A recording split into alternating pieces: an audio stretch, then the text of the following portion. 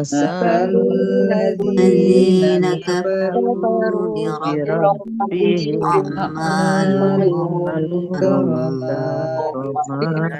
اشتدت به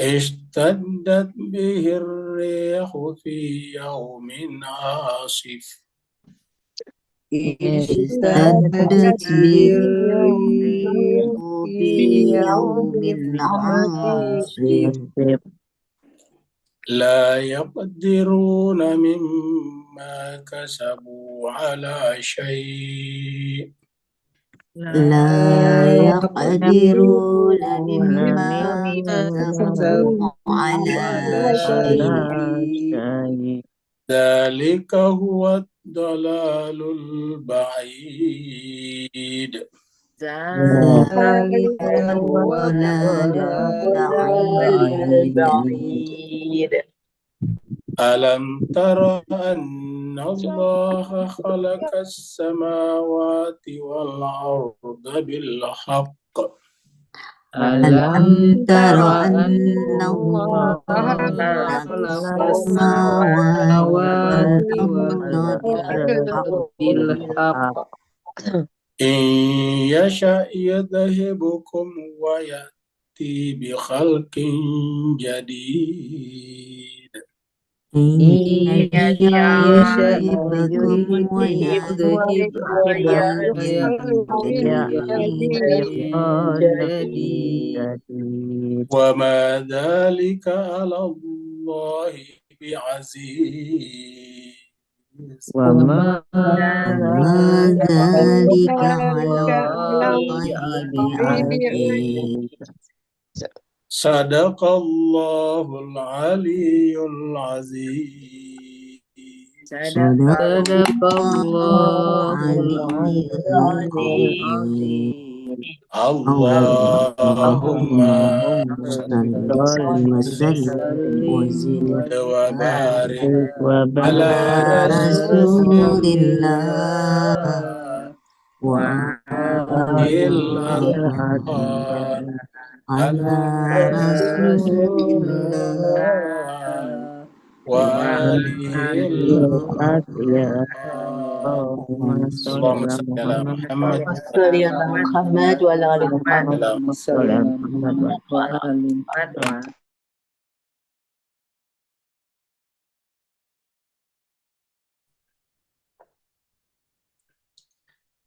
Terima kasih banyak jemaah semuanya yang telah ikut membaca ayat-ayat suci Al-Quran.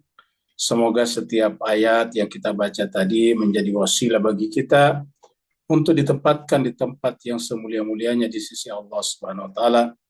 Karena ada satu hal yang pasti dalam kehidupan kita, yaitu kita pasti akan kembali ke kampung halaman kita yang sesungguhnya, yaitu yaumul akhirah. Mari kita teruskan surat Ibrahim. Surat yang ke-14, Ibrahim, yang dimaksud adalah Nabi Ibrahim alaihissalam. Surat ini turun di Mekah, maka disebutlah dengan surat Makkiyah. Jumlah ayatnya adalah 52 ayat, tadi kita sudah baca, dari ayat 16 sampai ayat yang ke-20. Mari kita mulai dengan mengulangi kembali ayat 15, sebelum kita meneruskan ayat-ayat yang tadi kita baca.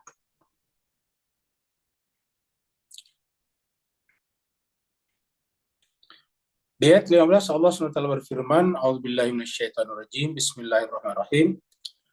Wastaftahu wa khaba kullu jabbarin anid.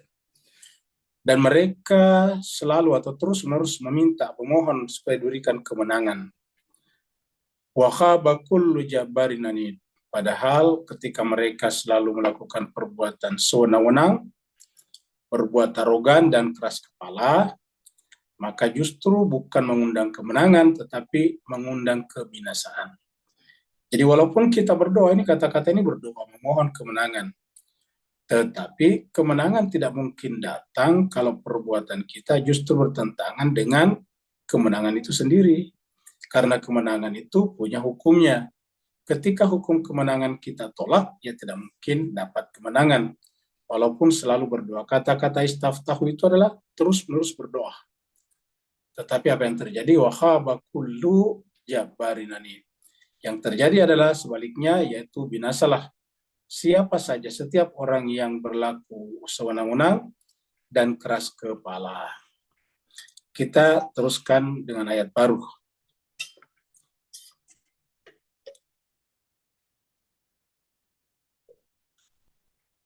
Bayangkanlah nanti jemaah sekalian kalau kita berada di neraka seperti ini, kita dikepung oleh api neraka. Seperti yang namanya neraka itu sama dengan ikan di laut. Setiap saat dia berada di tengah-tengah lautan, di air, dalam air. Seperti mana kita selalu berada bersama dengan udara. Nah, ahli neraka adalah selalu bersama dengan api yang panas. Maka minumannya pun juga bukan hanya panas, tetapi kotor. Karena ini adalah merupakan jelmaan daripada dosa-dosa kita dulu di dunia. Di dalam Al-Quran surat Al-Hujurat dikatakan bahwa menggunjing orang saja atau mentajasus itu dosanya sama dengan memakan daging bangkai saudara sendiri. Tentu ini harusnya kita jijik. Dan ayat ini mengatakan wa min waraihi jahannamu. Jadi mereka itu tadi di belakangnya ada neraka jahanam. Berdasarkan ini, ada neraka jahanam di sana ya. Jadi ada neraka jahanam di sini ya. Wa min waraihi jahannam, di belakang mereka neraka jahanam. Tadi yang di atas orang berbuat sewenang-wenang dan keras kepala, walaupun mereka selalu meminta supaya diberikan kemenangan, tetapi alih-alih kemenangan yang ada tadi adalah kebinasaan di dunia, apalagi nanti di akhirat. Jadi di dunia dikatakan mengalami kebinasaan, sedangkan di akhirat mereka akan dimasukkan ke dalam neraka jahanam, dan di neraka jahanam itu yusqa, mereka diberikan minum mimma'in sadid, dari air yang berbentuk nanah, kotoran. Jadi kita tahu namanya nanah itu adalah kotoran tubuh kita apabila terkena penyakit. Di situ adalah penyakit, di situ adalah kotoran. Oleh sebab itulah inilah, karena yang namanya dosa itu kan kotoran sebetulnya.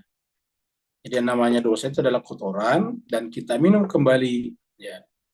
Kan ada istilah menjilat ludah sendiri. Jadi kalau kita melakukan perbuatan yang buruk sama dengan menjilat ludah sendiri. Kenapa? Karena setiap orang secara jiwa, secara fitrah tidak mau melakukan perbuatan buruk. Tapi kalau kita melakukannya sama dengan menjilat ludah sendiri. Nah, sama dengan meminum air nanah di sini, air kotor. Nah, jadi ini adalah orang yang masuk ke dalam neraka jahanam.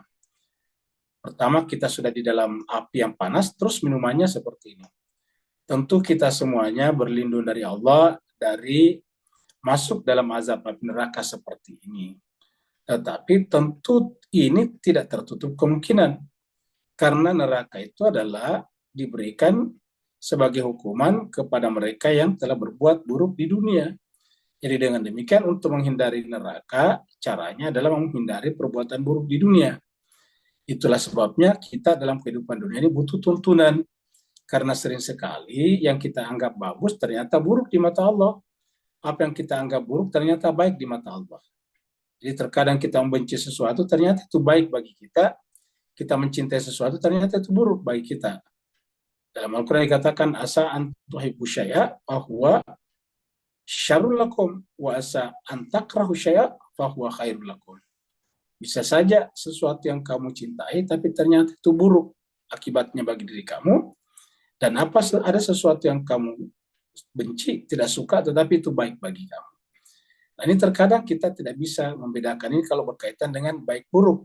Kalau benar salah kita bisa tahu sebetulnya dengan akal pikiran kita.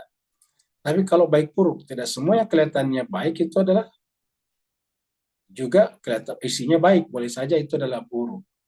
Kita sudah sering mengambil contoh di sini, kita memberikan sedekah di tempat-tempat yang tidak pada tempatnya, kelihatannya baik tapi itu buruk karena merusak keadaan, merusak masyarakat dan sebagainya. Kita misalnya memberikan uang yang banyak kepada anak kita, itu bisa merusaknya. Mungkin dengan alasan kita mencintainya, tapi itu bisa merusaknya. Karena anak-anak yang belum dewasa bahkan terkadang tidak mampu memanage uangnya, sehingga bisa disalahgunakan. Bahkan bisa diperas atau dijadikan sapi perah oleh kawan-kawannya di sekolahnya. Nah, jadi oleh sebab itulah, menurut kita baik tapi belum tentu baik beneran, tapi bisa saja itu menimbulkan keburukan. Nah, oleh sebab itulah dunia ini adalah tempatnya kita belajar dan terbimbing oleh kitab suci Al-Quran. Coba kita lihat di dalam ayat berikut ini. Kita lihat di surat Al-Baqarah ini ya. Ini internetnya kurang bagus ya. Kita datang lihat surat An-Naba saja dulu ya. Oh, tidak bisa juga terbuka.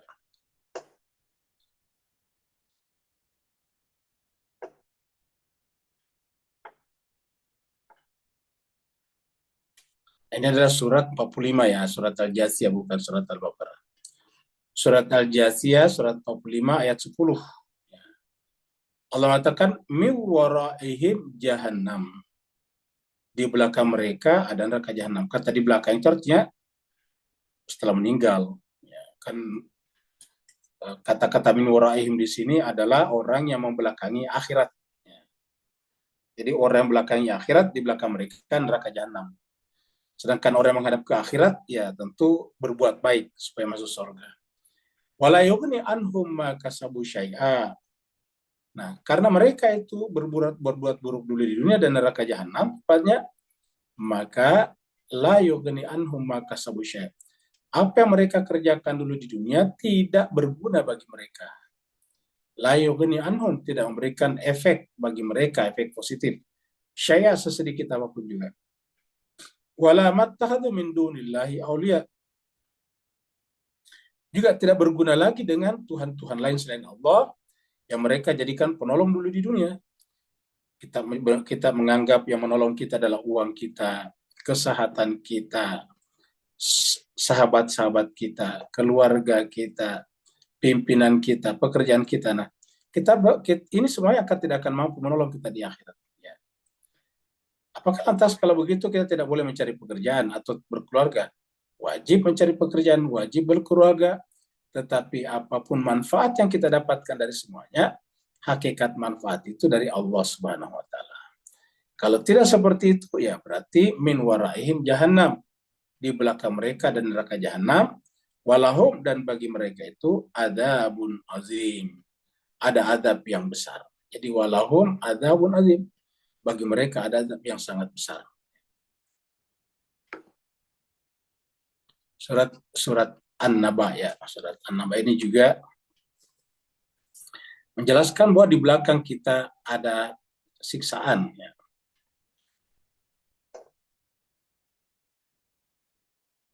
Di Bapak Ibu sekalian ini kelihatannya internetnya kurang begitu bagus ya. Mundur lagi. Tadi kita sudah di sini.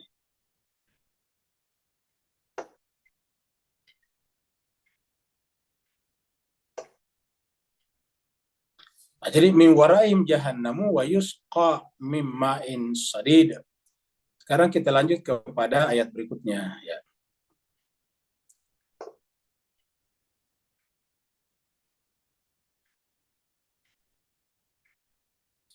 Yatajarra'uhu wa la yakadu yusighuhu wa ya'tihil mautu min kulli makan. Jadi di sini katakan yatajarra'uhu, mereka meneguk ya minuman kotor tadi itu di dalam neraka yang panas. Wa la yakadu yusighuhu, dan hampir-hampir saja tidak sanggup menelannya karena begitu kotornya. Wa ya'tihil mautu, lalu kemudian seakan-akan kematian akan datang kepadanya min kulli makan. Artinya begitu beratnya penderitaan di sana, seakan-akan kematian akan datang lagi. Min kulli makan. Jadi semua tempat itu adalah ancaman kematian. Padahal di sana tidak ada kematian lagi. Wa ma huwa bimayyitin. Padahal di sana tidak ada lagi kematian. Jadi kematian itu cuma di dunia ini saja. Kematian itu cuma ketika kita di dunia. Ya. Kita ini tadinya benda mati, lalu kemudian hidup, sekarang di dunia. Habis itu mati, habis itu dihidupkan, habis itu nggak ada lagi kematian. Jadi kita tadinya bukan hidup, tapi mati aslinya, dihidupkan. Terus mati lagi, terus kemudian dihidupkan lagi. Ya. Dalam Al-Quran dikatakan, kaifa takfuruna billahi wa kuntum amwata fahyakum summa yumitukum summa yuhyikum summa ilaihi turja'un. Jadi seperti itu aja. Kenapa kalian ingkar kepada Allah sementara kalian itu tadinya adalah mayitun, benda mati. Setelah itu fahyakum, lalu dia Allah menghidupkan kalian. Jadi kita ini persis sama dengan telur ayam. Telur ayam itu tadinya benda mati, terus kemudian tiba-tiba keluar kehidupan daripadanya setelah disimpan pada temperatur tertentu. Akhirnya kemudian lahirlah anak ayam. Nah, kalau telur masih bagus, besar sekali, artinya bisa bermanfaat, bisa dimakan. Tapi kalau cikal bakal kita sebagai manusia itu sangat kecil, tidak kelihatan oleh mata, kepala. Jadi sedemikian kecilnya. Lalu kemudian kita dihidupkan menjadi seperti sekarang ini. Nanti setelah itu, summa yumitukum, Allah mematikan kita. Setelah itu, yuhyikum, menghidupkan kembali. Summa ilaihi turja'un, setelah itu dikembalikan kepada Allah, yaitu menerima nasib kita, surga kah atau neraka kah. Oleh sebab itulah ketika mereka meminum minuman kotor tadi itu, sedemikian jijiknya, hampir-hampir saja mereka tidak menelannya, bahkan sedemikian menjijikkannya, sedemikian tidak sanggupnya minumnya, seakan-akan kematian datang dari segala penjuru, padahal ma huwa bimayitin, kematian sudah tidak ada lagi. Wa min waraihi adzabun ghalid, dan di belakang mereka ada azab, pada siksaan yang keras. Wa min waraihi adzabun ghalid, di belakang mereka ada azab yang sangat keras. Sama tadi di atas, wa min waraihi adzabun ghalid, ya. Kita lihat tadi surat 78 ya, ini mirip juga ya ayatnya tadi yang kita bahas. 78 surat An-Naba ayat 24, Allah firman, la yazuquna fiha bardan wala syaraba. Jadi di dalam neraka itu, la yazuquna fiha, mereka tidak merasakan fiha, di dalam neraka itu, bardan, rasa sejuk, wala syaraba, dan tidak ada minuman. Jadi di sana tidak ada rasa sejuk, tidak ada rasa dingin, wala syaraba, dan tidak ada minuman, illa, kecuali minuman apa? Hamimau wa ghassaqa, kecuali hamima, yaitu air yang mendidih, wa ghassaqa, dan air luka dan yang bernanah. Jadi nanah, ya, wa ghassaqa. Jadi kita lihat di Mas Kesarbagai begitu. Jadi ya namanya dosa itu adalah kotoran. Makanya menjadilah nanti di sana minuman kita. Dosa itu adalah panas, maka menjadilah nanti hamima, air mendidih di sana, menjadi apa? Menjadi syarab, menjadi minuman kita. Nah, dapat kita bayangkan juga sekalian kalau kita di neraka, pasti haus, tetapi tidak ada minuman, kecuali hamima wa ghassaqa. Ya, tentu kita berlindung dari Allah dari keadaan seperti ini. Surat Taha, surat 20 ayat 74, Allah berfirman, innahu mayyati rabbahu mujriman fa inna lahu jahannam. Innahu, sungguhnya mayyati rabbah, siapa yang datang menghadap kepada Tuhannya nanti di akhirat, mujriman, dalam keadaan berdosa, berlumuran dosa, fa inna lahu jahannam, maka tempatnya neraka jahanam. Jadi di sini tidak mengenal Islam atau tidak Islam, tapi siapa yang datang kepada Tuhannya dengan berlumuran dengan dosa, fa inna lahu jahannam, maka tempatnya neraka jahanam. Jadi oleh sebab itulah kehidupan dunia kita ini butuh petunjuk lagi Al-Quran, agar perbuatan kita itu jangan sampai menjadi mujrim. Mujrim sebetulnya adalah melakukan kejahatan. Jadi yang datang kepada Tuhannya dalam keadaan melakukan kejahatan, baik sembunyi-sembunyi ataupun terang-terangan, maka tempatnya adalah neraka jahanam. La yamutu fiha wa la yahya. Di dalam neraka jahanam itu mereka tidak mati tapi tidak hidup juga. Seperti tadi di ayat yang kita baca di atas, mereka itu seakan-akan terkepung kematian dari segala penjuru, tetapi wa ma huwa bimayitin, tidak mati, la yamutu fiha wa la yahya. Surat Fussilat. Fussilat ini 41 ayat 50, Allah berfirman, walain adzaqnahu rahmah, dan apabila kami rasakan, kami berikan kepada manusia itu rahmatan, rahmat, hal-hal yang baik, yang menyenangkan, yang indah, minna, dari sisi kami, mimba didorro, setelah mendapatkan kesusahan, Mas satu yang menimpanya kan banyak orang yang tadinya menderita hidupnya waktu kecil, waktu sekolah menderita, tiba-tiba kemudian mendapatkan kenikmatan rahmat, ya, punya peluang yang besar untuk melakukan atau membeli apapun juga. Layakulan hadali, begitu mereka mendapatkan rahmat dari sisi kami, setelah sebelumnya itu adalah mendapatkan mudarat yang menimpanya, apa kata mereka? Layakulan hadali, mereka pasti berkata, ini dari saya. Harusnya kan mengatakan ini dari Allah, tapi ini hadali, ini dari saya. Jadi artinya tetap tidak bersyukur, padahal tadinya dia menderita, mendapatkan mudarat, kesusahan, tetapi setelah dia digantikan oleh Allah dengan rahmat, alih-alih dia bersyukur, justru menyebut semuanya itu adalah karena kemampuanku. Hadali, semuanya ini adalah karena saya. Sama dengan iblis, selalu akunya yang didahulukan. Hadali, ini adalah berkat kemampuanku.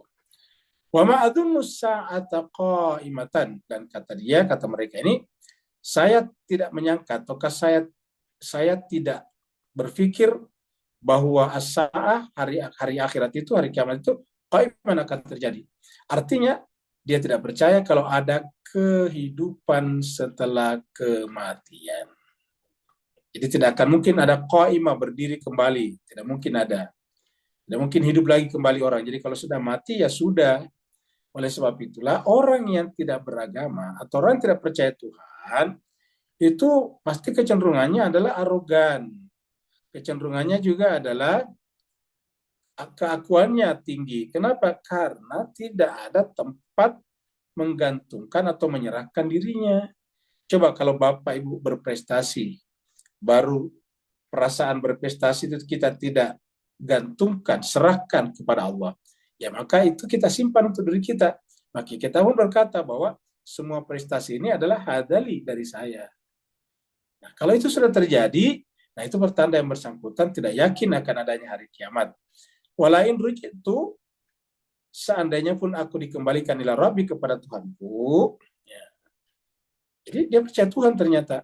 Karena dia katakan seandainya pun aku dikembalikan kepada Tuhanku, inna, sungguhnya li, bagiku indahu lahul husna. Seandainya pun aku dikembalikan kepada Tuhanku, inna li, sungguhnya li, indahu, saya di sisinya akan mendapatkan kebaikan. Nah, artinya Pak, orang ini percaya Tuhan tapi menggampangkan agama ini pada pendapat kedua. Yang di atas tadi tidak yakin, tapi seandainya pun ada, dia menggampangkan. Seakan-akan karena Tuhan itu Maha Pengasih, Maha Penyayang, semuanya pasti dikasihani. Kalau Tuhan memang begitu, berarti Tuhan tidak adil. Karena orang yang di dunia berbuat baik dengan segala macam dia lakukan yang baik di semua waktu, kok bisa sama saja yang didapat dengan orang yang tidak berbuat baik hanya karena dengan alasan Tuhan itu adalah maha baik. Seperti kata ayat ini, wala in rujitu ila rabbi innali indahul husna. Apa kata Allah? Falanunabbi'anna alladzina kafaru bima amilu.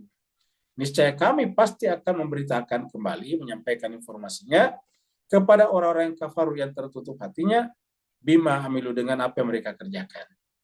Walanuziqannahum, kami pasti akan merasakan kepada mereka min adzabin walid, azab yang keras. Jadi kami pasti akan merasakan kepadanya azab yang keras, ya.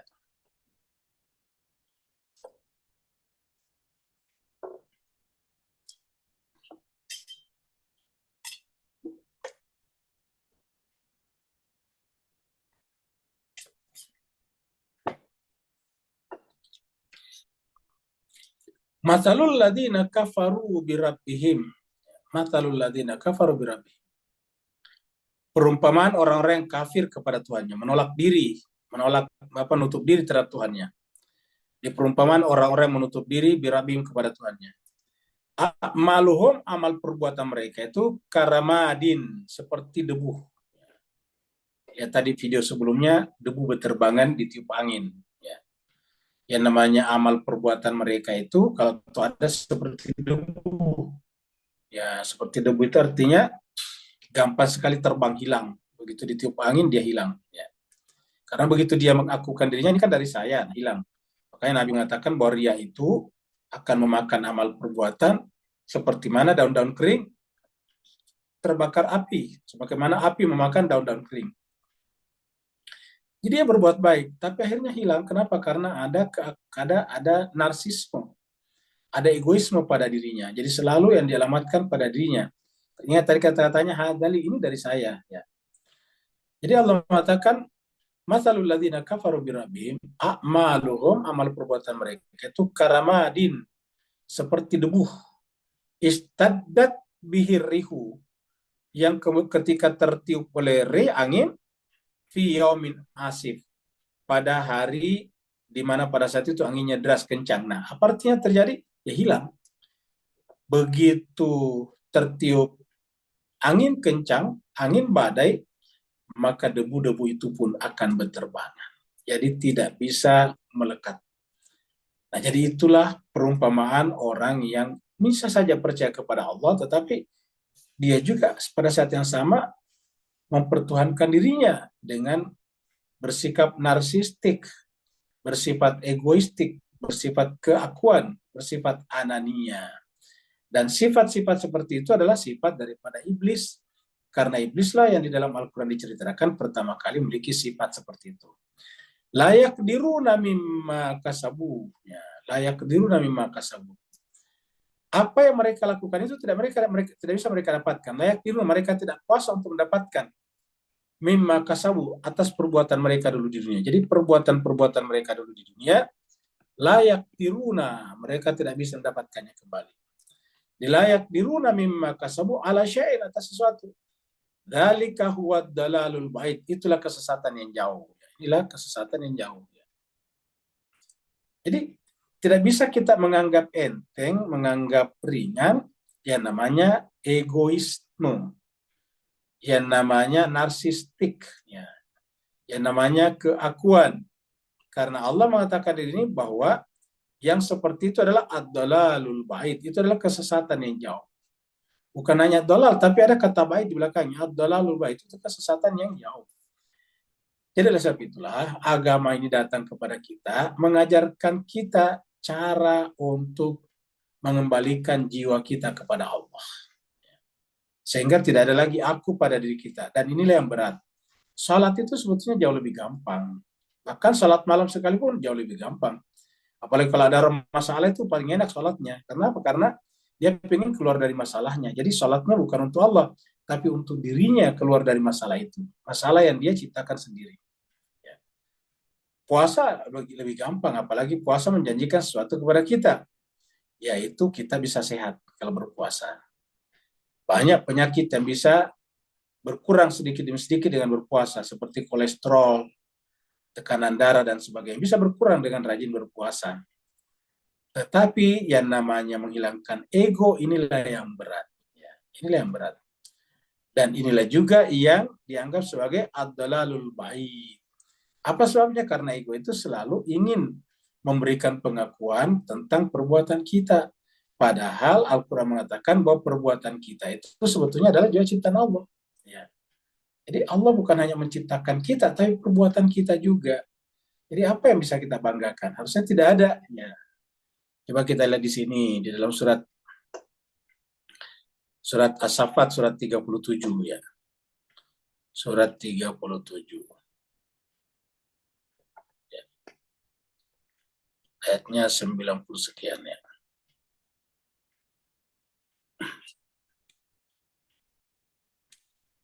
Nah, kita lihat di sini ayat 96 ya. Ayatnya 96 di sini ya. Allah berfirman, wallahu khalaqakum, dan Allah lah yang telah menciptakan kalian. Wa ma ta'malun, dan apa yang kamu perbuat. Jadi wallahu khalaqakum wa ma ta'malun. Semua amal perbuatan kita itu adalah diciptakan Tuhan. Ya. Wallahu khalaqakum wa ma ta'malun. Nah, cuma sekali terbagi dalam Al-Quran itu ada perbuatan amal, ada perbuatan fa'ala, yaf'alu, ada perbuatan kasaba yaksibu. Ya. Itu berbeda-beda, tapi bukan saatnya sekarang kita bicarakan. Karena ini hanyalah tambahan saja. Jadi intinya adalah Allah menciptakan kalian dan perbuatan kalian. Jadi apapun yang kita lakukan, seperti bisa makan, bisa minum, bisa mencari nafkah, itu semua perbuatan yang Allah ciptakan untuk kita. Nih, dia menciptakan kalian dan perbuatan kalian. Dengan demikian perbuatan itu adalah fungsi, peran daripada ini. Dan peran atau fungsi ini bukanlah benda. Yang benda adalah ini, tubuh kita. Tapi perbuatan sendiri sebagai perbuatan bukan benda. Dia adalah nilai. Dan dengan demikian Allah mengatakan, wallahu khalaqakum wa ma ta'malun, sehingga tidak ada tempat bagi kita untuk mengakukan diri kita. Karena misalnya kita pintar membuat sesuatu, itu perbuatan. Dan Allah menciptakannya. Kita misalnya ahli dalam bidang sesuatu, ya itu kalian itu karena kita punya tangan kaki seperti pemain sepak bola. Ahli dalam sepak bola sampai jadi triliuner, kaya raya karena sepak bola. Tapi apakah benar dia yang menjadi hebat karena sepak bola itu? Jawabannya tidak, kakinya. Pemain sepak bola itu kan kakinya. Nah, adakah orang menciptakan kakinya? Jawabannya tidak ada. Kaki itu adalah bagian daripada khalaqakum, dan kemampuan kaki untuk menggocek-gocek bola adalah mata malu. Di kaki sebagai kaki, khalaqakum. Sedangkan kemampuan kaki untuk menggocek-gocek atau menendang bola, itu adalah ta'malun. Ya, jadi semuanya adalah dari Allah SWT. Kita lihat lagi di sini surat Al-Baqarah. Allah berfirman di surat Al-Baqarah ayat 171 ini. Wa mathalul ladzina kafaru kamathalil ladzi yan'iku bima la yasma'u illa du'a wa nida. Ini kalau tadi di sini dikatakan bahwa perbuatan orang kafir itu adalah seperti ramat itu debu. Mathalul ladzina kafaru bihim a'maluhum karamadin. Perumpamanya seperti debu. Debu yang berterbangan apabila ditiup angin pada saat badai. Karamadin istaddat bihi rehu fi yaumin asif. Pada saat terjadi badai. Nah, kalau di sini Allah mengatakan wa matalul ladzina kafaru, dan perumpamaan orang kafir itu kamatalil ladzi, sama dengan perumpamannya orang yang yanaiku bima la yasma'u illa du'a. Sama dengan orang yang menggembala. Penggembala itu berteriak-teriak kepada hewan gembalaannya. Tapi hewan gembalaannya itu tidak bisa mengetahui apa yang diteriakkan. Nggak bisa. Kalau tahu misalnya gembala kita itu belok kiri atau belok kanan, hanya karena takut, karena kita biasanya, gembala biasanya pakai cemeti. Atau biasanya pakai anjing. Kan ada juga penggembala pakai anjing. Ya, untuk menghalau gembalaan-gembalaannya. Jadi berteriaklah gembala itu, tetapi gembalanya atau kambing atau dombanya atau sapinya tidak mengerti apa yang dia teriakkan. Nih. Jadi kamathalil ladzi yan'iku bima la yasmu, karena mereka itu tidak mendengar. Kalau tahu mendengar illa dua, hanyalah merupakan panggilan yang dia tidak tahu artinya. Jadi hanya teriakan. Jadi yang didengarkan adalah teriakan, doa wa nidaa. Yang didengarkan adalah panggilan dan seruan, tetapi tidak tahu artinya, hanya kata sebagai kata, tidak tahu maknanya. Kenapa? Nah, orang yang mendengarkan sesuatu tapi tidak memahami dan menghayati isinya, inilah yang dimaksud dalam Al-Quran, summun, bukmun, umyun, fahum, la yaqilun. Mereka inilah orang yang summun, tuli, tidak mendengar. Bukmun, kemudian tidak bisa berbicara. Apa itu tunarungu? Ya. Tunawicara. Kemudian umyun, buta. Tunanetra. Jadi mereka disebut tuli karena tidak pernah mau menghayati apa yang didengarnya. Disebut dengan bukmun juga karena tidak mau berdiskusi atau menanyakan apa yang didengarnya. Umyun, buta karena juga tidak mau melihat realitas yang didengarnya.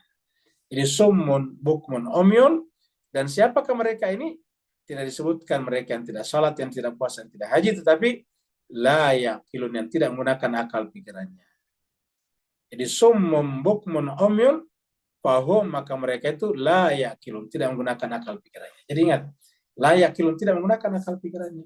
Jadi summun, bukmun, fahum, la yaqilun, tidak menggunakan akalnya. Ya, jadi ada kupingnya, tapi kupingnya tidak tersambung dengan akalnya, sehingga dia disebut dengan sumun. Ya. Dia punya mulut, tapi mulutnya tidak tersambung dengan akalnya, sehingga tidak bisa tidak bisa mengubah pertanyaan yang terkait dengan apa yang tidak diketahuinya. Mereka punya mata, tetapi matanya tidak tersambung dengan akalnya, sehingga ketika melihat tidak bisa melakukan analisa. Maka mereka itulah disebut dengan la yaqilun. Surat Haji, surat 22 ayat 12, Allah berfirman, yada'u min dunillah, mereka menyembah, menyeru selain daripada Allah. Ma la yadurruhu, sesuatu yang tidak bisa menimbulkan mudarat, wa ma la yanfa'u, yang tidak juga bisa menimbulkan manfaat. Ma la yadurruhu wa ma la yanfa'uhu, tidak bisa menimbulkan mudarat dan tidak bisa menimbulkan manfaat. Dzalika huwa dalalul ba'id. Itulah, lagi-lagi, itu adalah kesesatan yang jauh. Kesesatan yang jauh. Kenapa? Karena menyeru selain daripada Allah yang tidak menimbulkan mudarat dan tidak menimbulkan manfaat. Jadi, yang menimbulkan mudarat dan manfaat itu adalah Allah melalui hukum sebab akibatnya. Itu sebabnya kalau kita berdoa kepada Allah, harus sekaligus mendorong kita, doa itu mendorong kita untuk berbuat seperti si doa itu. Misalnya kita berdoa untuk kaya, ya harusnya doa itu mendorong kita untuk kerja keras. Ya. Kalau kita misalnya berdoa untuk kaya tapi tidak bekerja keras, itu sama dengan memperbudak Tuhan, menyuruh-nyuruh Tuhan tapi dia sendiri tidak melakukannya. Dia menyuruh Tuhan, Tuhan kasih saya uang banyak, tapi dia sendiri tidak kerja. Padahal Tuhan sudah kasih tadi tubuh, perbuatan tadi, akal pikiran. Ya. Jadi dari sebab itulah, seperti yang kita jadikan contoh, kita misalnya minta anak, tapi tidak punya istri, tidak punya suami, ya tidak bisa. Sama saja memperbudak Tuhan untuk memberikan kepada kita anak melalui simsalabim, dan itu tidak mungkin. Jadi, menimbulkan mudarat, menimbulkan manfaat melalui hukum sebab akibat. Kalau sebab yang kita lakukan mudarat, akibatnya mudarat. Kalau sebab yang kita lakukan manfaat, akan menimbulkan akibatnya manfaat. Sedangkan mereka yang tidak memahami ini disebut dengan ad-dalalul ba'id, berada dalam kesesatan yang jauh. Ya. Ayat berikutnya lagi.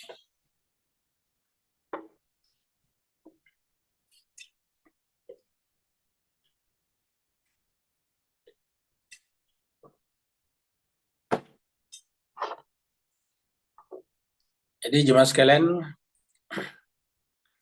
menurut informasi pengetahuan, beginilah pada saat alam semesta pertama kali tercipta, yang di tengah-tengahnya ibarat ibarat Big Bang, ledakan besar, ledakan dahsyat, dentuman besar, lalu kemudian terbentuklah alam seperti tadi, seperti modelnya seperti ini. Ya. Alam tara anna Allah khalaqas samawati wal arda bil haqqi. Apakah engkau tidak melihat? Alam tara, apakah engkau tidak memperhatikan? Anna Allah, sungguhnya Allah itu la yang khalaqas samawati wal arda bil haqqi. Dialah menciptakan langit dan bumi dengan kebenaran. Jadi dasarnya kebenaran. Artinya apa? Kalau kita mengungkap hukum-hukum penciptaan langit dan bumi, ya hasilnya pasti kebenaran. Selama benar-benar sesuai dengan fakta dan kenyataannya. Jadi sesuai dengan fakta dan kenyataannya, ya kebenaran. Tapi kalau tidak sesuai dengan fakta dan kenyataannya, ya kebatilan namanya. Contohnya dulu orang berpendapat bahwa yang menjadi pusat alam semesta adalah bumi. Ya kan begitu dulu, namanya geosentris. Jadi berpendapat, dan ini digunakan oleh agama tertentu dulu untuk membenarkan pendapat mereka bahwa ini adalah pendapat dari Tuhan. Karena ini kan pendapat pribadi, bukan dari kitab suci. Nggak ada dalam kitab suci mengatakan bahwa bumi adalah pusat segala-galanya. Bumi adalah pusat kehidupan dalam pengertian alam semesta. Ya. Lalu kemudian datanglah para ilmuwan yang pelajari langit dan bumi tadi ini. Membuat penelitian-penelitian. Lalu kemudian lahirlah teori baru bahwa yang menjadi pusat galaksi kita ini adalah matahari, bukan bumi. Bahkan bumi justru berputar mengelilingi matahari sekali dalam 1 tahun. Begitu juga bulan adalah mengitari bumi kita. Begitulah seterusnya. Ini adalah model astronomi yang terakhir, yang termutakhir. Ya. Jadi dengan demikian sampai sekarang teori yang masih diterima adalah bahwa bukan bumi yang menjadi pusat alam semesta, bukan bumi pusat galaksi kita, tetapi matahari. Nah, jadi artinya apa? Kalau selama itu sesuai dengan faktanya, itu kebenaran. Ya, ada kebenaran. Jadi, apa artinya kebenaran? Yaitu bahwa seperti itulah Allah menciptakan. Dan itulah hukum-hukumnya. Contohnya misalnya tadi bumi kita berputar. Ya, pada sumbunya kita hitung dengan 1 hari 1 malam. 24 jam misalnya. Nah, maka itu adalah hukum yang tidak bisa dirubah terus-menerus seperti itu. Itulah kebenaran. Ya, seperti itulah kebenaran. Jadi itu namanya kebenaran yang terkait dengan masalah-masalah fisik. Ada kebenaran lagi yang lebih tinggi, yaitu kebenaran intelektual, akal pikiran, yang tidak harus ada fisiknya, materinya. Seperti kebenaran matematik atau logika misalnya. Itu tidak harus ada bendanya. Untuk menghitung matematika tidak harus ada bendanya. Ya, seperti itu. Bahkan ada lagi yang lebih tinggi, yaitu kebenaran wahyu, kebenaran spiritual. Nah, jadi ada spiritual, ada intelektual, dan ada empirikal. Ya, jadi kebenaran itu. Nah, semuanya itu terkait dengan Allah Subhanahu wa taala. Jadi, alam tara anna Allah khalaqas samawati wal arda bil haqqi.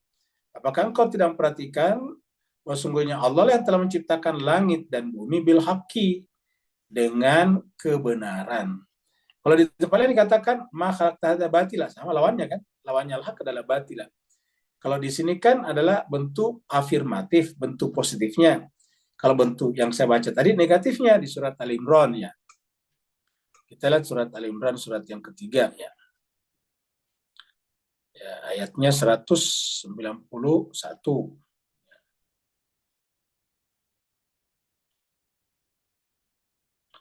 191 ya. Allah berfirman di ayat 190. Katakan begini. Inna sungguhnya fi khalqis samawati, di dalam penciptaan langit dan bumi, waqtilafil laili, dan pergantian malam dan siang, wan nahar, la ayatin, pasti ada tanda, pasti ada teori yang bisa dimunculkan. Pasti ada formula matematik dan fisika, pasti ada tanda-tanda, pasti ada sains. Ya. Li ulil albab, bagi orang-orang menggunakan akal pikirannya dan spiritualnya. Li ulil albab. Siapakah mereka ulul albab ini? Alladzina, yaitu orang-orang yang yadhkurunallaha, selalu mengingat atau menyebut Allah, qiyaman, dalam keadaan berdiri, wa qu'udan, dalam keadaan duduk, wa ala junubihim, dan dalam keadaan berbaring, wa yatafakkaruna, dan mereka itu tafakkur. Ya. Tafakkur berpikir, merenung. Fi khalqis samawati wal ardh, mentafakuri Allah atau pencipta alam semesta, di dalam penciptaan langit dan bumi. Kalau yang ditafakuri pencipta langit dan bumi, tentu yang ditafakuri adalah penciptanya. Seraya berdoa, Rabbana, wahai Tuhan kami, ma khalaqta hadza batila. Wahai Tuhan kami, ma khalaqta, kamu tidak ciptakan hadza, semua ini, langit dan bumi, batila, dalam keadaan batil. Nah, jadi sini menggunakan kata ma. Kalau di sini tadi tidak ada ma-nya, namanya afirmasi, maka menggunakan kata bil haqqi. Di sini tidak ada kata-kata inna Allah ma khalaqa, enggak begitu. Ya, enggak ada kata ma, tidaknya. Ini adalah positif. Sungguhnya Allah menciptakan langit dan bumi dengan kebenaran. Kalau tadi di sana, sungguhnya Allah tidak mungkin menciptakan langit dan bumi dengan kebatilan. Jadi sama. Jadi cuma dua saja. Ya, batil atau hak. Kalau tidak hak, pasti batil. Jadi kalau tidak hak, pasti batil. Tapi tidak boleh kita katakan kalau tidak batil, pasti hak. Belum tentu. Karena bisa saja dia yang tidak ada. Jadi kalau bukan al-haq, pasti adalah al-batil. Maka di sini dikatakan annallaha khalaqas samawati wal arda bil haqqi. Sementara di sini dikatakan ya, Allah mengatakan ma khalaqta hadza batila. Kamu tidak ciptakan ini semuanya Tuhan batila, dalam keadaan batil. Subhanaka, maha suci Engkau, fakina, maka jauhkanlah kami azab benar, dari azab api neraka. Jadi fakina azab benar. Jadi jelas. Kemudian kita lihat lagi di ayat ini. Surat Al-Jasiyah. Surat 45 ayat 22. Allah berfirman, wa khalaqallahu samawati wal arda. Dialah Allah menciptakan langit dan bumi bil haqqi dengan benar. Ini terulang lagi di sini, bil haqqi dengan kebenaran. Jadi dengan demikian dasar daripada kehidupan ini, penciptaan alam semesta adalah kebenaran. Sehingga yang paling tinggi bagi kehidupan kita manusia adalah kebenaran juga. Ya. Yang kita cari ini bukan mazhab, yang kita cari bukanlah besar atau kecil pendapatan kita, bukanlah tinggi atau rendahnya sekolah kita, bukanlah jauhnya tingkatan sekolah kita, tapi yang kita cari adalah kebenaran. Walaupun kita sekolah sampai jauh di negeri orang, tapi kalau yang kita temukan bukan kebenaran ya tetap salah. Tapi walaupun kita sekolah di kampung, di desa, tapi yang kita temukan kebenaran ya tetap benar, seperti itu. Jadi wa khalaqallahu samawati wal arda bil haqqi dengan kebenaran. Dan dengan kebenaran inilah walitujza kullu nafsin. Jadi setiap nanti orang diadili berdasarkan kebenaran ini. Jadi patokan pengadilan Tuhan itu adalah al-haq. Ya. Kenapa? Karena al-haq itu merabik. Ya. Makanya dikatakan fala takunanna minal mumtarin. Jadi walitujza kullu nafsin, dan setiap diri nantinya akan diberi balasan berdasarkan atau based on al-haq ini. Bima kasabat, dengan perbuatan mereka. Jadi bima kasabat, ingat kasabat. Beda tadi dengan fa'ala tadi, dengan amilah tadi. Ya. Jadi bima kasabat wahum la yuzlamun, dan mereka tidak mungkin dizolimi sedikit pun juga. Ya. Surat Fatir surat 35 ayat 16, Allah berfirman, in yasha yudhibukum wa ya'ti bi khalqin jadid. Artinya bahwa kita tercipta ini benar-benar bukan maunya kita, bahkan bukan maunya orang tua kita, bukan maunya ayah ibu kita. Ya. Kalau maunya ayah ibu kita, mungkin kita adalah perempuan atau laki-laki. Ya. Karena mungkin pada saat itu ketika kita mengandungkan kita, ibu kita berharap kita perempuan atau kita laki-laki. Tapi ternyata yang keluar atau yang lahir adalah kebalikannya. Juga begitu. Seandainya karena maunya orang tua kita, semua orang tua tentu punya anak, tapi banyak orang tua tidak punya anak seperti itu. Nah, dengan demikian, siapa yang membuat kita lahir seperti ini adalah Allah Subhanahu wa Ta'ala. Nah, karena Allah murni yang jadi penyebab awal daripada penciptaan kita, maka Allah pun mengatakan, in yasha yudhibukum, jika atau seandainya Allah menghendaki yudhibukum, untuk menghilangkan kalian, wayati bi khalqin jadid, dan mendatangkan makhluk baru, bisa. Jadi artinya Allah bisa membinasakan kita, baru diciptakan makhluk baru. Sebagaimana konon menurut ilmu pengetahuan, bahwa tadinya di bumi ini ada makhluk yang mengisinya namanya dinosaurus, dinosaurus. Nah, dinosaurus ini tadinya mengisi bumi kita, badannya besar-besar, gede-gede. Tapi karena satu dan lain hal mereka binasa, hilang. Lalu kemudian diganti dengan makhluk yang baru sekarang kita lihat ini.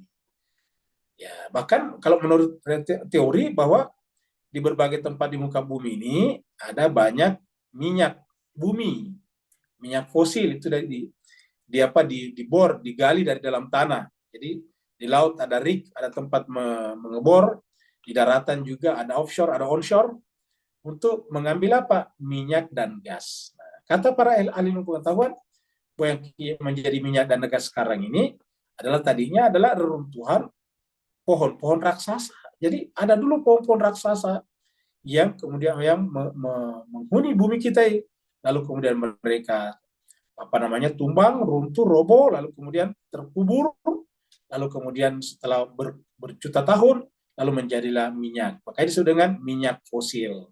Fosil itu artinya benda yang tersimpan lama di perut bumi. Jadi itu ternyata pernah ada. Jadi kalau memang begitu berarti pohon-pohon kita sekarang ini relatif baru. Ya. In yasha yudhibukum, makanya Allah mengatakan kalau Allah menghendaki pasti dia bisa menghilangkan kalian dan mendatangkan makhluk yang baru. Tidak ada susahnya bagi Tuhan. Ya.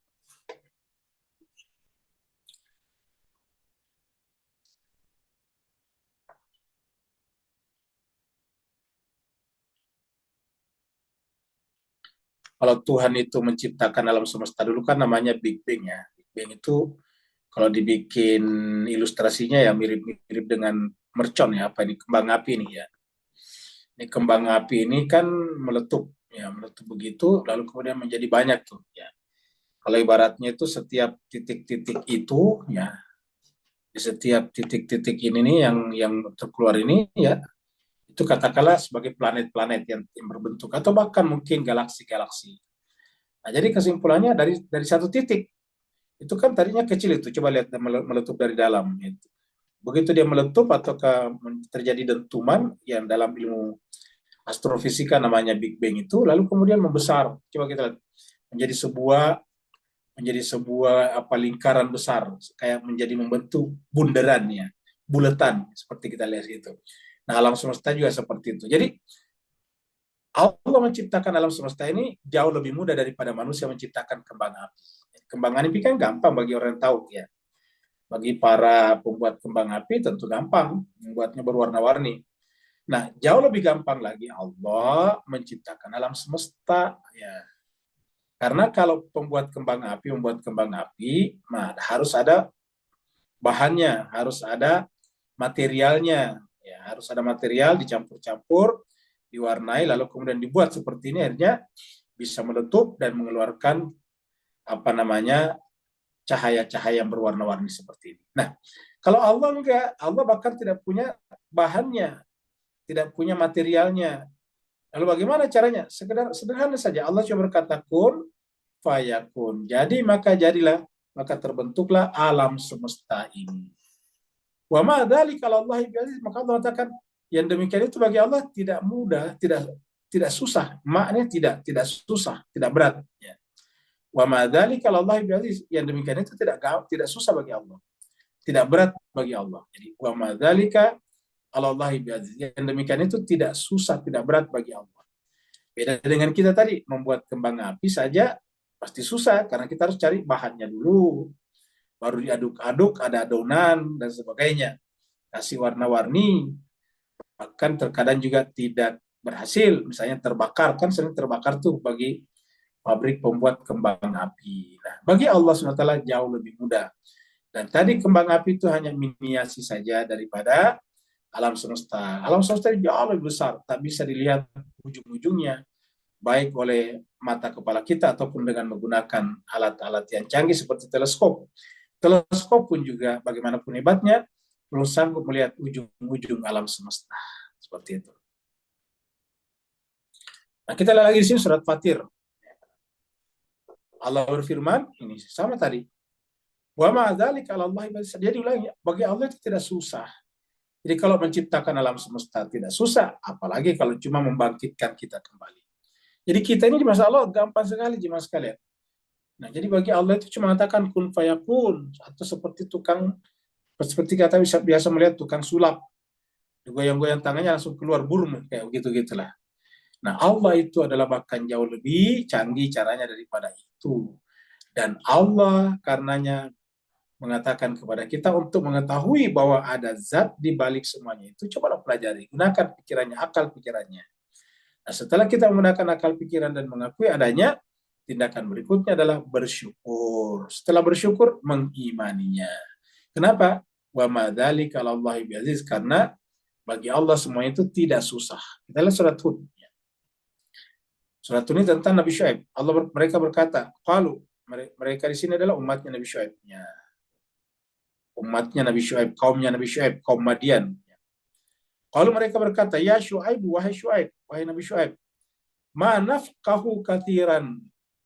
Kami tidak mengerti. Nah, jemaah sekalian berbahagia, yang namanya ajaran agama, apalagi dibawakan oleh para nabi kan gampang sekali sebetulnya. Dan kenapa mereka mengatakan ma nafqahu? Ya. Ini kata dasarnya di sini adalah fa, qa, ha ini adalah bukan dhamir. Ingat, ha ini bukan dhamir, tapi bagian daripada kata dasar. Dari kata faqaha, dari kata faqaha lahirlah kata fikih. Ya. Lahirlah kata faqih, orang yang mengerti mendalam agama namanya faqih. Untuk zamannya fuqaha. Ya. Ilmunya namanya ilmu fikih. Ya. Begitu ilmu fikih. Apa namanya? Teorinya namanya usul fikih. Jadi kata dasarnya faqaha. Jadi haknya di sini bukanlah dhamir. Bukan dhamir seperti dalam kata baituhu, bukan. Ya. Jadi di sini nunnya menunjukkan nun mudhari. Nah, sekarang kita terjemahkan kalau sudah ngerti. Jadi mereka berkata kepada Nabi Syuaib, "Wahai Syuaib, ma nafqahu." Kami tidak memahami, kami tidak mengerti. Kathiran kebanyakan. Jadi kami banyak tidak kami kebanyakan tidak mengerti. Maksudnya yang bukan kebanyakan dia, mereka. Tapi yang disampaikan Nabi Syuaib itu bagi mereka katanya tidak mengerti. Ya. Jadi yang dimengerti dari Nabi Syuaib itu cuma sedikit. Kebanyakan yang disampaikan Nabi Syuaib kata mereka kami tidak mengerti. Ma nafqahu, kami tidak memahaminya. Ya. Jadi kami tidak memahaminya. Apa yang kamu sampaikan, apa yang Nabi Syuaib sampaikan. Nah, jadi jemaah sekalian berbahagia, ini juga yang kita selalu ingatkan. Kalau kita sedikit-sedikit berkeluh kesah, saya nggak bisa belajar lagi, Ustaz sudah susah mengertinya. Nah, jangan-jangan kita sudah mengidap penyakit seperti ini sebetulnya. Ya. Karena kita tidak boleh meng-underestimate diri kita. Masa kita kalah dengan AI? AI itu kan cuma buatan manusia. Kita ini adalah manusia beneran. Ingat Bapak sekalian, kita ini Bapak ini manusia beneran. Ya, kalau tidak percaya berkacalah di depan cermin, buka mulutnya, kemudian anggukkan kepalanya atas bawah berkali-kali, geleng kiri kanan. Apakah terjadi kekakuan di sana? Jawabannya tidak. Karena menunjukkan bahwa Bapak Ibu manusia asli, bukan AI, bukan AI, ya, bukan robot yang dipasang AI. Jadi kita ini manusia asli. Nah, karena kita manusia asli, kita tidak boleh mengunderestimate diri kita. Kita ini adalah aslinya manusia. Karena kita aslinya manusia, kita adalah makhluk yang terbaik. Nah, kok kenapa tiba-tiba lupa? Pak Ustadz, saya ini sudah tidak mampu lah. Itu namanya mengunderestimate dirinya. Dan mengunderestimate diri artinya apa? Tidak mensyukuri dirinya sebagai manusia. Dan inilah yang terjadi pada penentang Nabi di sini. Mereka berkata, wahai Syuaib, ma nafqahu katsiran mimma taqulu. Mayoritas dari apa yang kamu katakan kami tidak ngerti. Padahal yang disampaikan Nabi itu adalah benar-benar bayyinah, jelas. Jelas sekali, bayan. Tetapi mereka mengatakan, ini Nabi Syuaib ini. Ma nafqahu katsiran mimma taqulu. Kebanyakan dari yang kamu katakan, kami tidak faham. Wa inna lanaraka fina dha'ifa. Dan sungguhnya kami melihat, lanaraka, kami benar-benar melihat engkau fina di tengah-tengah kami, dha'ifa lemah. Ya, kamu mengajak kami kepada kebenaran, tapi kamu tidak bisa, kamu sendiri tidak kaya raya, kamu sendiri biasa-biasa saja, kira-kira begitu. Kamu lemah. Ya. Kamu orangnya, ototnya biasa-biasa saja. Ya mungkin bayangannya kalau Nabi itu harusnya pemain fitness, ya 3 kali seminggu, setiap latihan sampai 3 jam misalnya, kan begitu. Nah, sehingga otot-ototnya membesar. Ini dia katakan, innala naraka fina dha'ifa. Mereka juga dengan kata-kata ini menuduh bahwa yang disampaikan Nabi Syuaib itu tidak bisa diterima dengan penalaran. Penalaran lemah secara akal. Ya, wa innala naraka fina dha'ifa. Apa kata mereka? Walaula rahtuka, seandainya bukan karena marga kamu, karena bukan karena suku kamu atau golongan kamu, keluarga kamu, bukan karena kami melihat keluarga kamu yang lain, ya la raja menaka, kami pasti akan merajam kamu. La raja menaka, kami pasti akan merajam kamu. Ya, cuma kami enggan karena kamu adalah orang orang keluargamu keluarga terhormat di sini. Jadi ini menunjukkan bahwa nabi-nabi itu dari keluarga terhormat semuanya. Ya, keluarga terhormat. Nggak mungkin dari yang tidak ketahuan tidak ketahuan dari mana sehingga kemudian susah manusia menerimanya. Jadi yang namanya nabi itu harus dari keluarga terhormat supaya mereka memandang itu. Karena manusia itu kan banyak memandang ke situ. Walaupun nabi datang tidak mempromosikan keluarganya dalam pengertian turunannya, tapi yang dipromosikan adalah kebenarannya. Itu tadi al-haq, ya. Walau larah tu kala raja menaka wa ma anta alaina bi aziz. Dan kamu di sisi kami tidak aziz, tidak punya kekuatan. Ma anta alaina bi aziz, kamu tidak punya kekuatan. Nah, jadi itu artinya apa? Jemaah sekalian berbahagia bahwa memang yang namanya orang beriman itu juga memang harus memiliki kekuatan. Jadi ingat, bukan berarti Nabi Syuaib itu tidak punya kekuatan, cuma pandangan mereka.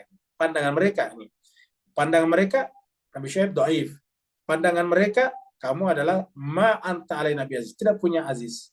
Ini juga yang kebanyakan negara di dunia, bahkan manusia di dunia, anggap Iran sebelumnya. Bagi mereka itu cuma apa yang dikatakan Iran dengan rudal ini, rudal itu hanyalah merupakan anu saja, saywar aja, ataukah omong kosong belaka saja. Iya, bahkan ada yang menganggap itu hanya sekedar mercon-merconan saja. Tapi setelah Iran membuktikan, ternyata luar biasa, semua orang terkagum-kagum, dan bahkan kemudian jemaah sekalian berbahagia, Amerika, Eropa, dan G7 kemarin meminta Iran mendeskalasi perang ini. Padahal Iran cuma menggunakan haknya membela diri. Kenapa? Bukan Israel yang diminta deeskalasi. Yang kedua, apakah mereka meminta deeskalasi seandainya yang kuat adalah Israel? Tentu tidak. Seperti apa? Seperti Israel terhadap Gaza, terhadap warga Gaza. Mereka tidak pernah mengatakan, "Oh Israel, kau bikin deeskalasi." Tidak pernah. Deeskalasi atau deeskalasi itu diminta ketika Israel terancam hancur. Ya. Kita akan melihat ke depan bahwa Israel akan hancur. Walau larah tu kala rajamnaka wa ma anta alaina bi aziz. Ya. Nah, jadi jemaah sekalian berbahagia, inilah apa namanya ayat-ayat Al-Quran. Sebelum kita diskusi, mari kita lihat hadis berikutnya. Masih ada satu hadis ya. Kita ke hadisnya dulu ya. Wah, ternyata kesesatan itu tandanya membawa orang untuk saling membunuh satu sama lain. Jadi kalau ada orang Islam mengaku Islam tetapi kerjanya pengen memerangi sesamanya Muslim, ya itu bukan orang benar, itu sesat, itu berdasarkan hadis ini. Hadisnya sahih berdasarkan hadis riwayat Nasai. Ini ada di beberapa tempat sebetulnya, tapi sambil yang agak simple, pendek, biar tidak terlalu kecil hurufnya. Nah, kita ambil dari hadis riwayat Nasai nomor 4061. Ya. Nah, jadi ini adalah hadisnya dari Abi Bakrah. Ya, Abi Bakrah. Dari Nabi Sallallahu Alaihi Wasallam, qol bersabda, kata Nabi dikutip oleh Abu Bakrah, yaitu la tarji'u ba'di dullalan. Janganlah nanti kalian kembali, maksudnya kembali ke zaman jahiliyah, ba'di setelahku, kalau saya meninggal, janganlah kalian kembali dullalan, ke dalam kesesatan zaman jahiliyah. Apa tandanya dullalan, sesat? Yadribu ba'dukum riqaba ba'din, yaitu kalian saling memenggal leher satu sama lain, membunuh satu sama lain. Nah, pertanyaan, apakah ini tidak terjadi setelah Nabi wafat? Jawabannya terjadi. Ya, jawabannya terjadi. Bahkan cucu-cucu Nabi pun, anak Nabi pun dibunuh, coba bayangkan. Jadi cucu Nabi pun dibunuh, menantu Nabi pun dibunuh. Ya. Menantu Nabi yang ayahnya memelihara Nabi waktu kecil, yang juga menikahi putri Nabi, bahkan juga dibunuh ketika sedang memimpin sholat di masjid di bulan Ramadan. Ya. Cucu Nabi dari dari putrinya Fatimah dan Ali tadi, yang selalu dibaca dengan kata-kata qurratu ain, ketika berdoa Nabi, Rabbana hablana min azwajina wa dzurriyyatina qurratu ayun, itu kemudian dibunuh. Ya. Padahal Nabi katakan, apa kata Nabi? Kalau terjadi yadribu ba'dukum birqawatin, berarti dullalan. Justru hebatnya mereka membunuh sesamanya Muslim seperti ISIS, tetapi mereka tidak pernah mengecam Israel, bahkan tidak pernah masuk ke Israel. Sekarang Suriah dikuasai mereka, tidak pernah melontarkan satu peluru pun ke Israel. Bahkan sekarang Israel dalam kondisi lemah pun mereka tidak menyerang Israel. Ya. Jadi inilah jemaah sekalian berbahagia. Jadi sebab itulah Al-Quran Nabi mengatakan la tarji'u ba'di, jangan kembali setelahku ke dalam kesesatan, yaitu kalian akan membunuh satu sama lain. Harusnya yang kita bunuh adalah yang memerangi kemanusiaan, yang tidak bisa dihentikan. Nah, itu harus dihentikan dengan cara dibunuh ataukah dikisas. Makanya kisas itu adalah untuk menyelamatkan orang lain. Seperti Israel ini, kalau tidak diberikan pelajaran seperti ini, akan lebih banyak lagi korbannya. Apakah bisa diyakini bahwa kalau Gaza dan Palestina sudah dikuasai Israel, lantas tidak melakukan kejahatan lagi? Tidak mungkin. Kejahatan berikutnya adalah terhadap Lebanon. Kejahatan berikutnya adalah terhadap Yordania. Kejahatan berikutnya adalah terhadap Mesir. Kejahatan berikutnya adalah terhadap Arab Saudi. Begitulah seterusnya. Ya. Kenapa? Karena didukung oleh negara-negara maju, negara-negara besar. Lihatlah kemarin di Kanada, pertemuan G7, G7. Semuanya kompak berkata bahwa mereka semuanya mendukung Israel untuk mendapatkan tempat yang aman di sana, menjamin keamanan Israel. Luar biasa. Ya. Sudah melakukan kejahatan luar biasa, menyerang negaranya orang, tetapi negara-negara yang mengaku beradab itu tetap saja mengatakan bahwa kami membela Israel. Ya. Sayang seribu sayang, banyak di antara kita yang bangga kalau merasa pergi ke sana. Padahal isinya, kebanyakan dari mereka, terutama pemimpinnya, adalah munafikin, adalah hipokrit, adalah penjahat kemanusiaan paling nomor wahid. Ya. Apakah kita harus belajar ke sana? Bisa ya, bisa tidak. Iran sendiri yang telah diblokade selama hampir 40 tahun, tidak belajar kemana-mana, bisa lihat seperti sekarang. Ya, apa yang ditunjukkan Iran sekarang dengan rudal-rudal hypersoniknya, itu luar biasa. Kalau Bapak Ibu sekalian kita berbicara panjang tentang ini, apa yang dilakukan Iran ini adalah mendekonstruksi pikiran banyak negara tentang peperangan, yaitu bahwa yang paling takut dan paling terancam dengan kemenangan Iran, dengan kehebatan Iran ini, bukan hanya Israel, tetapi adalah negara-negara dan perusahaan-perusahaan yang kerjanya menjual pesawat-pesawat canggih seperti F-35, F-16 kepada negara-negara lain dengan harga satu biji di atas 1 triliun rupiah. Apa sebabnya? Kalau kita lihat Iran, buat apa lagi beli pesawat seperti itu? Toh yang diinginkan oleh pesawat bisa dijangkau dengan rudal-rudal hypersonic. Bahkan rudal-rudal hypersonic kecepatannya bisa sampai 15 Mach, 15 kecepatan suara. Ya. Dan tidak perlu ada pangkalan, tidak perlu ada kapal-kapal induk. Ya, tidak perlu ada seperti itu. Apalagi Iran sampai sekarang nggak pernah menerbangkan satu pesawat tempur pun. Sebaliknya sudah menjatuhkan 5 pesawat F-35 Israel. Artinya apa? Yang terancam di sini adalah perusahaan-perusahaan penjual senjata-senjata konvensional, terutama pesawat-pesawat tempur. Kenapa? Karena dalam perang yang ditunjukkan Iran itu adalah perang yang sangat canggih, tidak membutuhkan pesawat lagi. Kenapa? Semua yang bisa dilakukan oleh pesawat sudah bisa dilakukan lebih daripada pesawat oleh rudal-rudal dan drone-drone itu. Luar biasa. Mudah-mudahan ada manfaatnya. Kalau benar dari Allah SWT, kalau salah khilaf adalah dari kesalahan, kekurangan, Al-Fakir sendiri mohon dimaafkan dan ditinggalkan. Ambil yang datang dari Allah SWT, karena yang dari Allah itulah yang benar, dan yang benar itulah yang menjadi pegangan kita untuk sampai nanti di sisi Allah Subhanahu wa taala, karena Allah akan mengadili kita dengan kebenaran. Terima kasih banyak. Yang mau bertanya dipersilakan. Waalaikumsalam. Waalaikumsalam warahmatullahi wabarakatuh. Silakan Pak Nur. Allah barakallahu fi ajma'in. Sallallahu Muhammad wa alihi wasallam. Astagfirullahaladzim. Bismillahirrahmanirrahim. Ustaz, kembali kepada teguran dalam ayat 17, kalimat wama huwa bimayyitin sama wa min waraihi azabun ghalidun.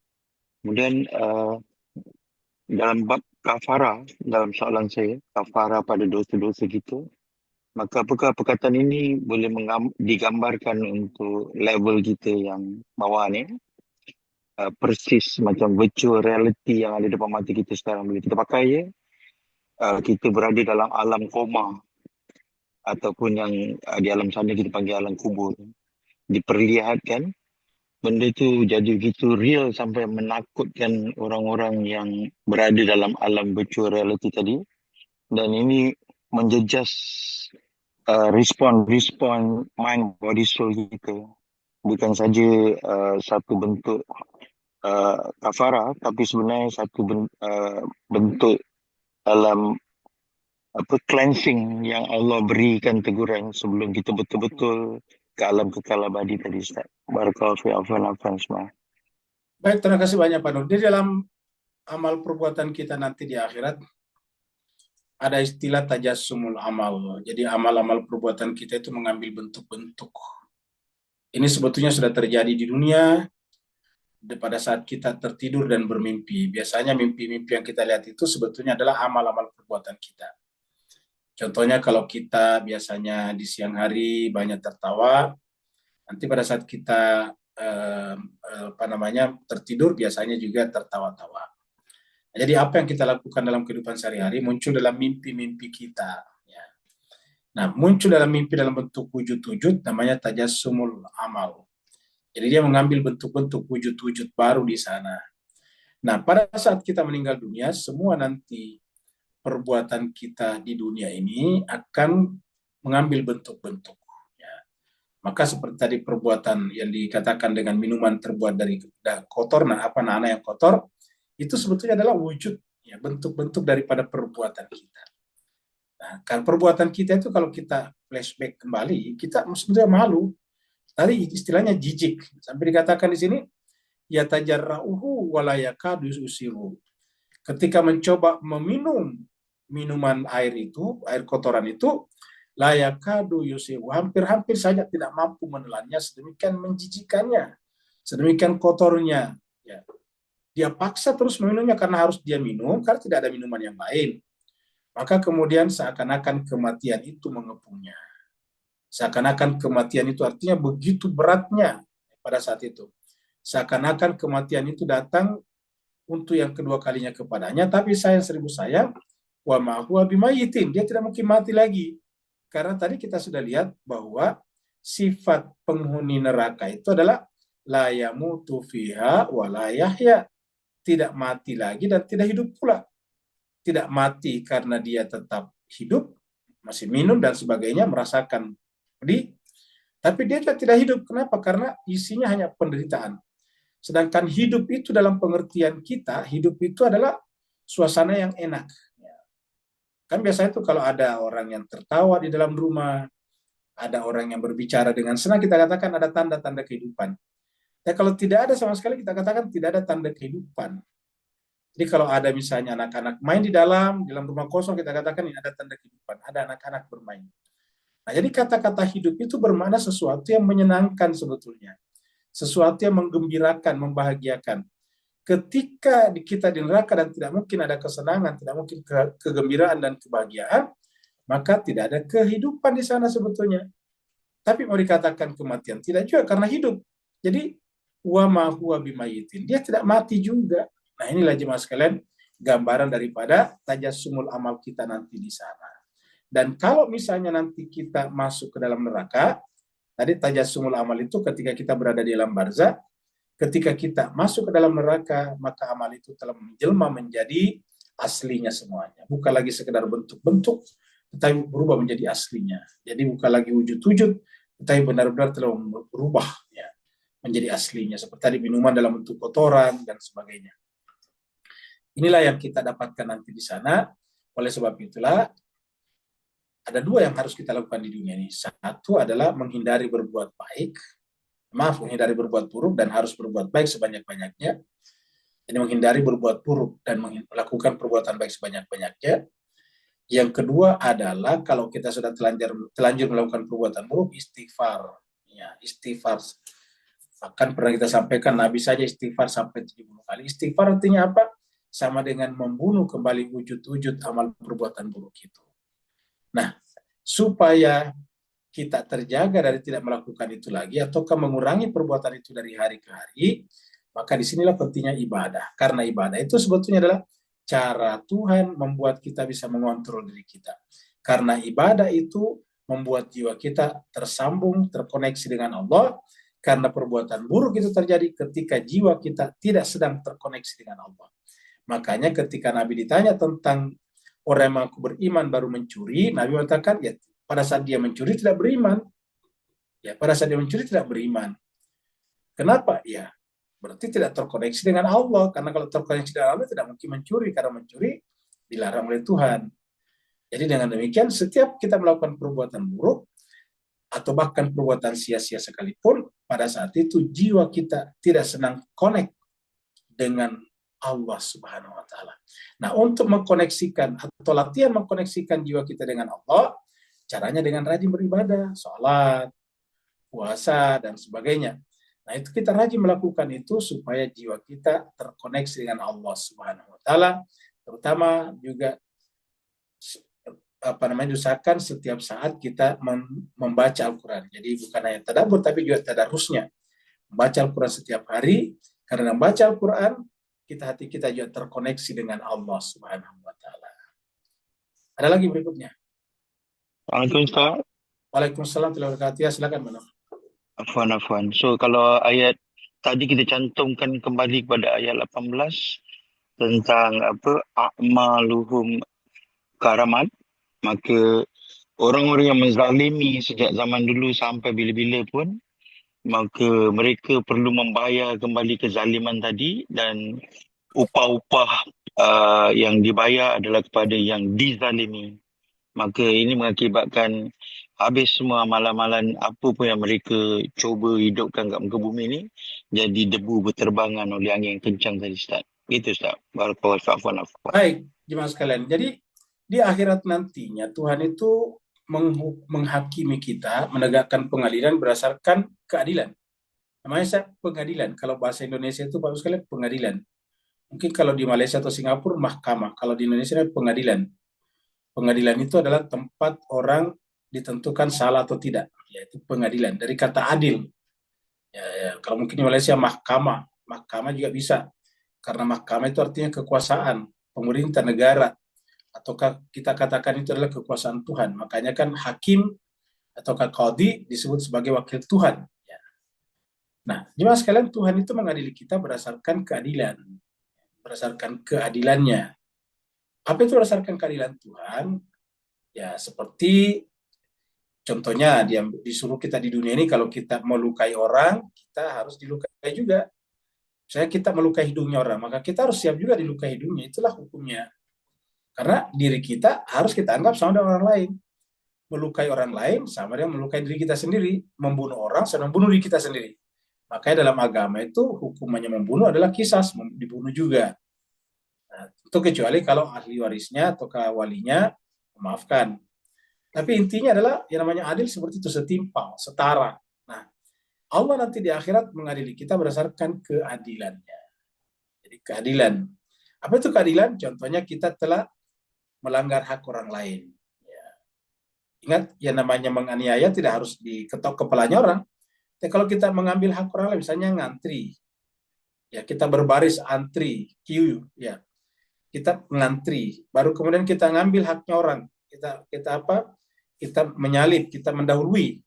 Nah itu nanti di akhirat ada papanya tuh, bukan berarti tidak ada papanya. Nanti di akhirat kita punya kebaikan akan diserahkan kepada orang itu. Ya. Dan kalau kebaikan kita sudah habis, keburukan orang itu kita ambil. Nah, seperti itu. Itu mengambil hak. Bagaimana kalau kita menggibah? Kalau menggibah langsung, kalau menggibah kebalikannya, langsung keburukan orang itu kita ambil. Jadi kalau kita menggibah orang, keburukan orang itu kita ambil. Keburukan-keburukan itulah yang kemudian menjelma tadi menjadi kotoran, seperti tadi nanah, air panas. Nah itu sebetulnya adalah akibat daripada perbuatan menggibah, tajasus orang. Ya. Jadi inilah keadilan Tuhan. Jadi kita diambil kebaikannya, atau orang itu kita ambil keburukannya, tergantung dosanya. Kalau dosa gibah misalnya, langsung kita diberikan keburukan orang itu. Jadi setiap kita menggibah seseorang, maka orang itu nanti di akhirat kita ambil keburukan-keburukannya, ditambahkan ke dalam keburukan kita. Dan setiap keburukan atau dosa itu sama tadi kotoran. Ya. Kita ambil kotoran mereka, kita masukkan ke dalam diri kita, ditambah. Setelah nanti kotoran mereka atau dosa-dosanya habis, keburukan-keburukan mereka habis, tidak ada lagi, sudah bersih, ternyata masih ada kita punya utang atau dosa kepadanya yang belum terbayar, maka amal-amal perbuatan baik kita diberikan kepadanya. Itu kalau gibah dan tajasus. Tapi kalau tadi melanggar hak orang lain, ya kebaikan kita dibayarkan. Kan ibaratnya kalau kita mengambil hak orang lain, karena ingat kata mengambil. Dan nanti harus dikembalikan. Dalam bentuk apa nanti di akhirat? Kebaikan kita.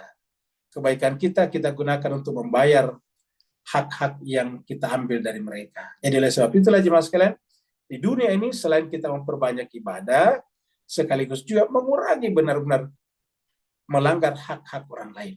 Karena setiap pelanggaran kita kepada hak orang lain, pasti akan kita bayar nanti di akhirat dalam bentuk menyerahkan kebaikan kita. Dapat kita bayangkan kalau kita sudah banyak kebaikannya, mengumpulkan kebaikan dalam bentuk ibadah, sholat, puasa, zakat, haji, termasuk dalam bentuk tadarus dan tadabbur Al-Quran, tapi semuanya kita serahkan nanti kepada orang yang kita ambil haknya di dunia ini. Tentu kita berlindung kepada Allah daripada keadaan seperti ini. Nauzubillah min dzalik, tsumma nauzubillah min dzalik. Berikutnya lagi kalau masih ada. Ada permintaan doa dari Pak Edi Pak Edi, Warsito. baik. Doa apa nih? Sakit. Anaknya sakit. Jadi jemaah sekalian berbahagia, mari kita tutup seluruh rangkaian majelis taklim kita pada malam hari ini, majelis tadarus dan tadabbur kita. Semoga bermanfaat dan kita tutup dengan mendoakan anaknya Pak Edi yang sedang sakit. Semoga diberikan kesembuhan yang sempurna, dikembalikan kesehatannya seperti sedia kala, dan dengan penyakit yang tidak kembali lagi seperti semula, kembali normal dan bergabung lagi dengan keluarganya, dan dijadikan penyakitnya sebagai asbab Allah mengampuni dosa-dosanya. Allah berikan sifat-sifat ikhlas, sabar, ridho, dan tawakal kepadanya. Ala hadiniya wa likulli salihah bihaqqil fatihah bisil fatihah wa bi karamatil fatihah wa bi hurmatil fatihah wa bi mu'jizatil fatihah. Khususnya Allah untuk kesembuhan bagi anak daripada Pak Edi Warsito yang merupakan jemaah tetap kami di sini. Berikanlah kesembuhan dengan Al-Fatihah ini dengan kesembuhan yang sempurna. Al-Fatihah mas salawat. Allahumma salli ala Muhammad wa ali Muhammad. Allahumma salli ala Muhammad wa ali Muhammad. Allahumma salli ala Muhammad wa ali Muhammad. A'udzubillahi minasyaitonirrajim. Bismillahirrahmanirrahim. Alhamdulillahirabbil alamin. Ar-Rahmanir Rahim Maliki yaumiddin. Iyyaka na'budu wa iyyaka nasta'in. Ihdinas siratal mustaqim. Siratal ladzina an'amta 'alaihim ghairil maghdubi 'alaihim waladdallin. Wa'alaikum minkum. Assalamualaikum warahmatullahi taala wabarakatuh. Waalaikumsalam warahmatullahi wabarakatuh. Waalaikumsalam warahmatullahi wabarakatuh. Pak Ustaz, syukron Bu Ayu. Assalamualaikum. Terima kasih Bersama Bapak Ibu. Sama Terima kasih Bu Ayu. Ya, sama-sama.